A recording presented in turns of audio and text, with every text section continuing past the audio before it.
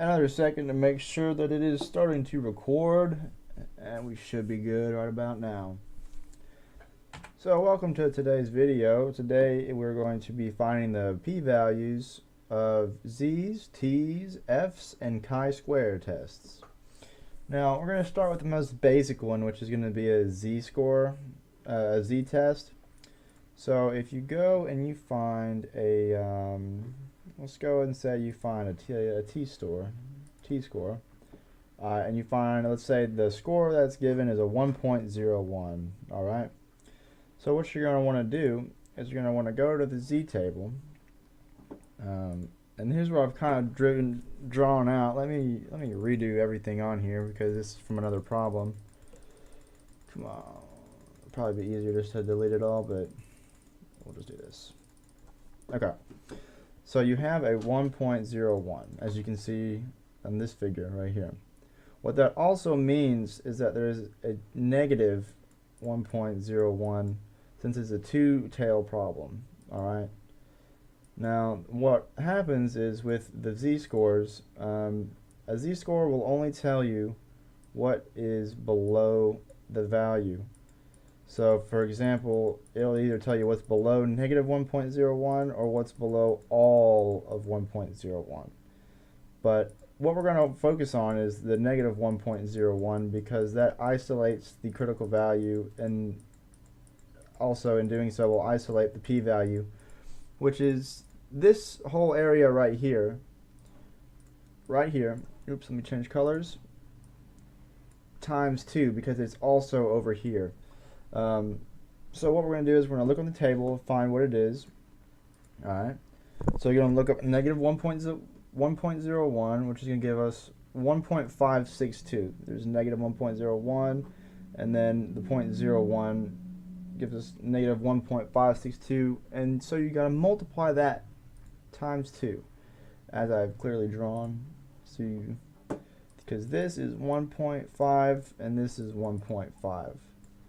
Roughly. So our p-value is going to be about 0.6 or 0.3.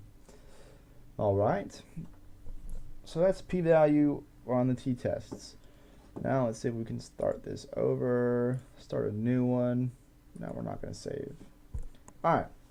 Moving on. So that is z-test. Now let's look at t-tests. Alright. An example problem would be you were given a t-test value of 2.22. Alright, so the degree of freedom is going to be n-1 for t-tests. So the number is 25 samples, so you're going to take away 1, which gives us a degree of freedom of 24. Alright, and then it says at an alpha level of 0.1. So in order to find the p-value, we're going to have to go back to the table and find the t-critical using the 24 as a degree of freedom. So let's go ahead and do just that. Let's go to our t-table. Alright, and this first column right here is going to be our degree of freedoms. So we had 25 minus 1. That gives us 24, and we're going to use an alpha level of 0.1. Alright. Now what we have to determine is if it wants us to use a one-tail or a two-tail. So in order to do that, let's go back to the original problem. The mean was 44, so basically the overall mean says at least. So we're gonna do a less than. So that is a one-sided, since it's not equals to. One-tail probability of 0.1 gives us 0.138. Alright, so let's go back and look at the problem again. So our t-critical is 0.138. So where does that leave our p-value? Well, the t-test is 2.22. So our t-critical is less than, which is not good. So when we go back to here, our p-value is going to be between 0.01 and 0.025, which it would be the 0.2, right? this, because 0.22 is going to be between these two values, our original t score. So if you look at 0.025 is between 2.064 and 2.4, and right in there in the middle is going to be 2.2, which is our original t value. So that's where you find the p-value. It's going to be between these two, and you can easily just state that just between them with less than or greater than signs. Or you could overall say it's just less than 0.1 if you want a blanket statement it, which is fine too. It just kind of depends on who your instructor is or who your audience is that you want to relay this data to. Let's move on. Let's go to some more interesting ones, like some chi-square tests. All right. Here is our example problem. I'm not going to read the whole thing, but basically our chi-square value is 8.2 at an alpha level of 0.1 with a degree of freedom of 2. Now, you find that degree of freedom by taking the number of categories given minus 1. So it gives us, obviously, 3 categories. We're subtracting 1.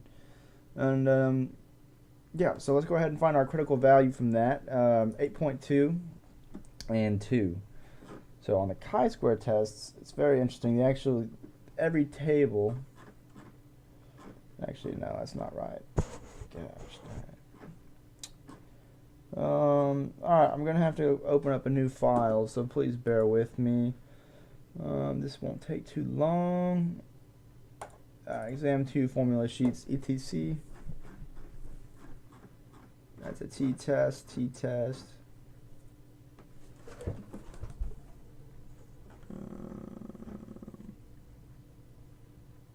Duber-Watson's. Gosh darn it. What other ones did we have now? We had f-test, that was the other one. So maybe it is this.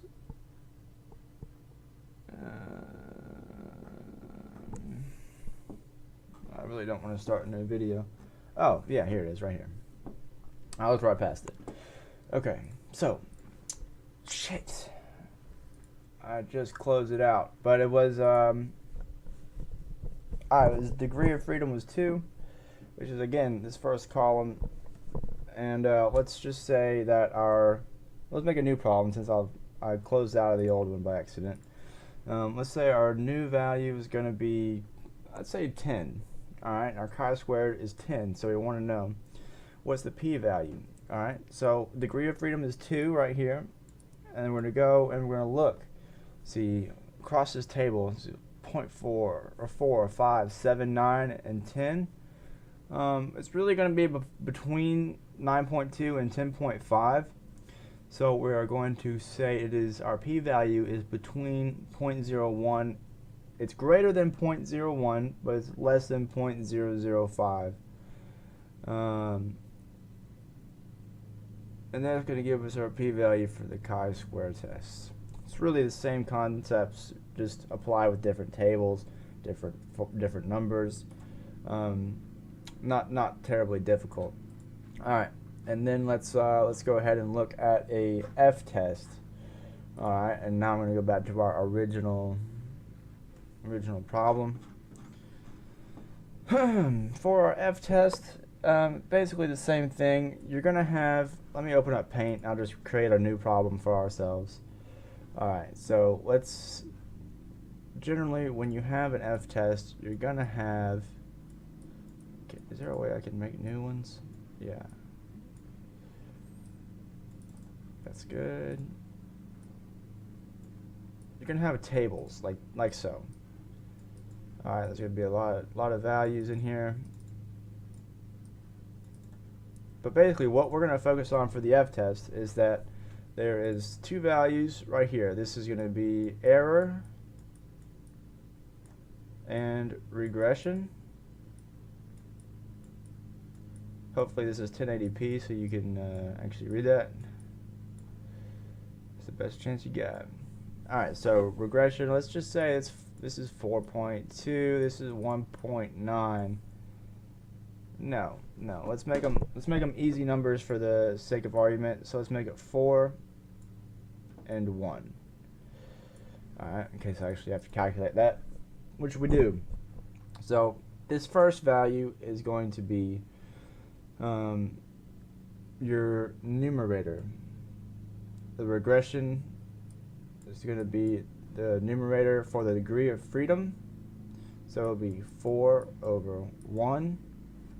And let's go back and let me see if I can actually log back in. I don't know why it logged me out.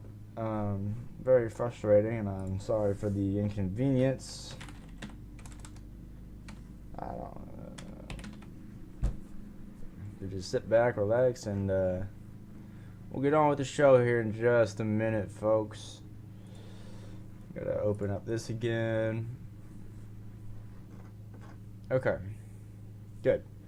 Here's a table I was talking about where your degree of freedom, the regression is going to be the numerator, and the degree of freedom for the error is going to be the denominator. Now, it gives us a value already for our f, which is 4.19. Alright, so let's go ahead and find that on the table. And the f tests are going to be these little fellas right here, where each table is given a specified alpha level, as this one is 0.01, this one's 0.05. So let's go back and look at our problem and find that out. Let's see, which one is right about the p-value of the f-test? Now this is an interesting concept because, it says right here. It says right here. We gotta find it for each one. But essentially, let's say it's 0.05 for the alpha level. Alright, now we put 3 over 29 as our degrees of freedoms, which are basically our x's and y axes of the table. So you go and you find it on the table, and it's going to give us 2.99. Alright, so that's our critical value, and then you find it for the other one. So, and that's going to give us 4.69. Alright, so basically our p-value is going to be between 0.01 and 0.05. It's not terribly difficult, but you just look at the tables, and it's essentially how you do it. Alright, so I want to thank you for watching this video. In summary, I've taught you successfully how to find the p-values for t, z, f, and chi-square tests. If you have any questions, please email me, and that's it for now.